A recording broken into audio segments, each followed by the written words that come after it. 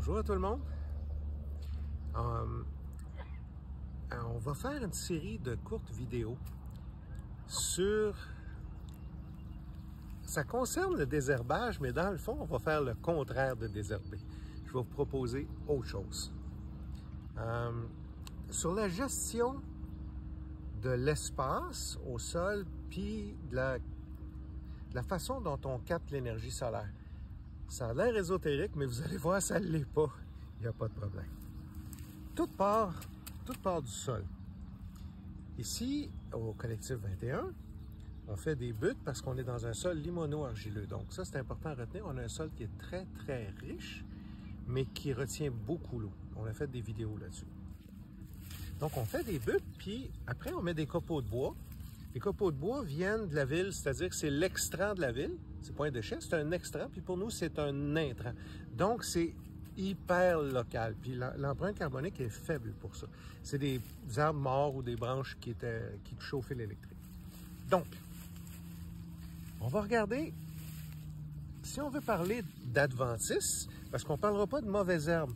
Le terme mauvaise herbe, ça suppose qu'une herbe est mauvaise, puis je pense, puis sans, je veux pas accuser personne, mais je pense que c'est les vendeurs de pesticides qui voulaient que ça soit appelé mauvaise herbe parce que n'importe quoi qui n'est pas du gazon, il faut l'enlever sur un gazon de maison. Bon.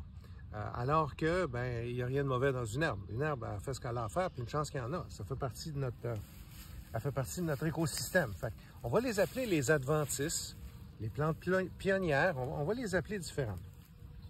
Fait que là, on creuse. Ça, cette butte-là a été faite il y a 3 ans. Fait qu'on voit que le copeau commence à être bien décomposé. Puis si on s'en va en dessous, voyez-vous comment je peux rentrer bien? On va commencer à frapper du sol. Voyez-vous, il y a des vers de terre, du mycélium. Ça, c'est un sol qui est en train de se former. Il n'est pas encore...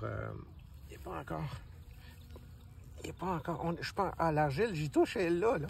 OK, l'argile est là. Bon, je viens de frapper de l'argile. L'argile est en train de floconner en passant, parce que quand on rajoute de la matière organique, elle devient, regardez comment elle est belle, elle devient friable. Puis si je sens, ça sent la forêt après une pluie. Dans ça, où je vais en venir, il y a plein de semences. Si on veut parler de gestion des herbes spontanées ou des adventices, il faut commencer par les semences, par les graines. Il y a plein de semences, il y en a des dizaines. Dans cette poignée-là, il y en a des dizaines. Vous ne les voyez pas, elles sont tout petites.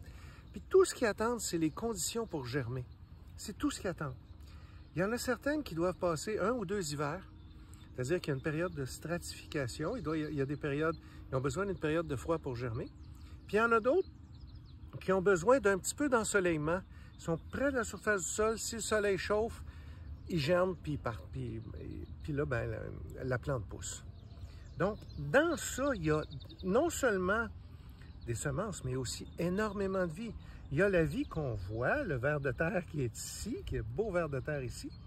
Il y a la vie qu'on voit, il y a du mycélium, il y a des champignons. Il y a énormément de bactéries aérobiques. Donc, c'est des bactéries qui fonctionnent, qui ont besoin d'air. C'est-à-dire, c'est pour ça que ça prend un sol aéré. Des bactéries aérobiques, il y en a plein. Dans ça, il y a plus de bactéries que d'humains sur Terre, présentement. Fait il y en a, là, des bactéries. C'est des bonnes bactéries. Puis, il y a des semences qui attendent juste de germer. Vous allez dire, ouais, mais les semences viennent de où? Les semences, vous n'avez pas besoin d'aller bien loin. On va replacer ça, puis on va replacer... on va remettre le doudou. Les semences, ils n'ont pas besoin de venir de bien loin. Ils viennent de là. Ça, c'est du trèfle. C'est du beau trèfle. Ils viennent d'ici. Ça, c'est du laitron. C'est une plante adventice qui pousse facilement. Regardez, le laitron, ça fait un petit latex ici. Quand ça fait ses graines, les graines tombent. Ça fait plein de graines. Les graines tombent sur le sol. Puis après ça, elles peuvent être enfouies d'une façon ou d'une autre. Après ça, si je regarde, ici, il y a du liseron. Ça, c'est une plante qui est plutôt... c'est une plante adventice, mais qui est plutôt... elle pousse bien. Mettons, c'est un beau succès de la nature. Fait que celle-là, on va avoir un peu de tuning à faire avec. Ça, c'est de la... Hey, à toutes les fois, je ne suis pas capable d'apprendre ce nom-là. C'est de la Vesse Hiergeau. Ah non, tout le monde le sait, c'est quoi, là, sauf moi, puis vous allez l'écrire dans les commentaires, vous êtes fin. Donc, ça, c'est une légumineuse. Puis, j'en avais ramassé ici à côté. J'ai ramassé plein de plantes qui poussent de façon spontanée dans le jardin. Donc, cette plante-là, la Vesse Hiergeau machin, ben c'est une légumineuse. Mangez-la pas, c'est pas comestible, mais c'est une légumineuse, ça pousse. Il y a des graminées dans ce que je vous ai montré, des semences de graminées. Ça ici, c'est une graminée. Il y a cette plante-là, je ne me souviens plus du nom, je pense. Il y a une version qui ressemble à ça, qui s'appelle la monnaie du pape, je ne me souviens plus. Il y a du mélilo, qui n'a pas encore fleuri, ça va faire des belles fleurs blanches. Les hantes florales sont là. Puis le mélilo, c'est un très très beau succès de la nature, ça pousse bien. Ça, je ne me souviens plus du nom, il y en a plein. Vous allez en trouver dans le jardin. Vous allez voir du plantain. Il y a des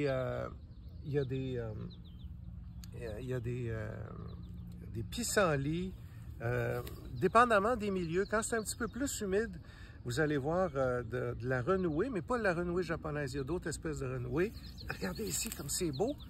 Vous allez voir ces petites fleurs-là, je ne me souviens plus du nom. Donc, toutes ces plantes-là que je viens de vous montrer fleurissent, puis les semences sont dans un état latent. Ils attendent là de germer, ils attendent les conditions.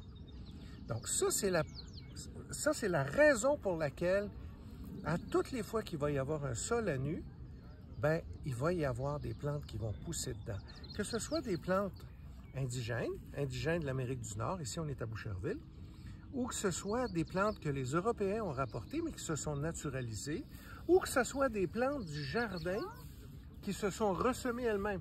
Les lupins qu'il y a là, ils ne viennent pas d'ici. Il y a des petits lupins juste là, la floraison achève. Ils ne viennent pas d'ici, mais ils se ressèment dans le jardin, puis on les laisse se ressemer.